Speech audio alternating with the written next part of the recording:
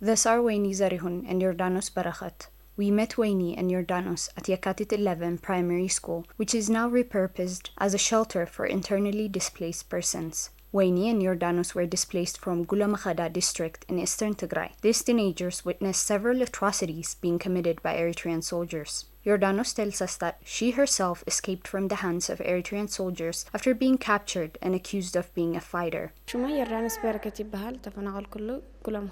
I was displaced from Gulo-Mekeda. I witnessed many atrocities being committed. I saw priestesses getting killed and youngsters being set on fire. They also held me captive, accusing me of being a fighter. There were people with me who knew I wasn't a fighter, and so when they told them, the soldiers cut their limbs with a machete in front of my eyes, saying it's none of their business. I saw them die right there. I and some others were able to escape and make it here, but I'm unable to forget what I witnessed. I can't even sleep at night because I have nightmares. 18-year-old Waini also tells us that she was displaced from several areas multiple times to escape from atrocities committed by Eritrean forces.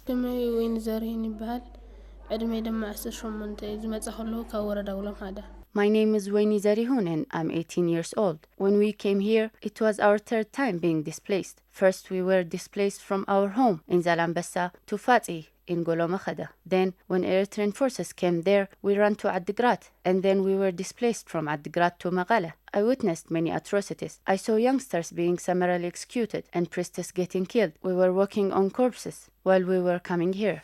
The IDPs tell us that despite the peace agreement signed in Pretoria months ago, their living condition remains dire. They say they left their homes with nothing but the clothes on their backs, and that their homes were destroyed by artillery shelling. They tell us that they're unable to get even a mattress and that they sleep on a cardboard along with Waini's child. We are really in a bad condition. I only get a piece of bread a day along with my child. As you can see, we sleep on the floor with only cardboard. So I call on humanitarian organization operating here to see us. We are in so much suffering. We used to live a good life, but the war on Tigray led us to this. Our house, along with all our belongings, were burned down to ashes due to artillery shelling. And what was left from the shelling was looted by Eritrean soldiers. We were struggling alone here as our parents are not here with us. I want to call on concerned bodies to provide us with food and something to sleep on. The teenagers also called on the federal government to fulfill its duty according to the peace deal and remove Non-ENDF forces from the land of Tigray.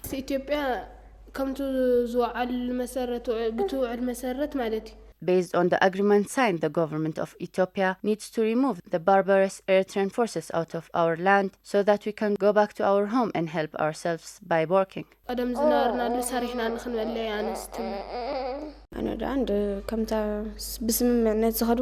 peace deal needs to be fully implemented and the federal government needs to remove external forces from our land. We want to go back and continue our lives.